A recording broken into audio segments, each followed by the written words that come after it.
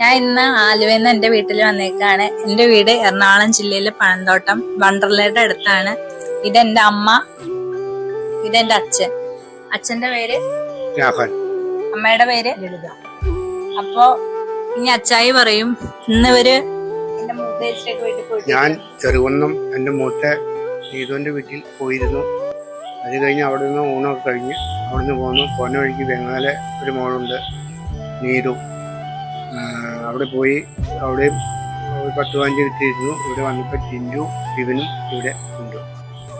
അമ്മച്ചി അപ്പൊ ബാക്കിയുള്ള കാര്യങ്ങളൊക്കെ എൻ്റെ മക്കളുടെ വീട്ടിൽ പോയിട്ട് ഞങ്ങൾ രണ്ടുപേരും, മൂത്ത മോള് ദീപു ബിജു, അതിൻ്റെ മക്കള് അൻവിത അമർനാഥ്, രണ്ടാമത്തെ മോള് നീതു മഹേഷ്, അതിൻ്റെ മക്കളുടെ പേര് കൊച്ച് ഒരു പെൺകുട്ടിയുണ്ട് ആരാധ്യ.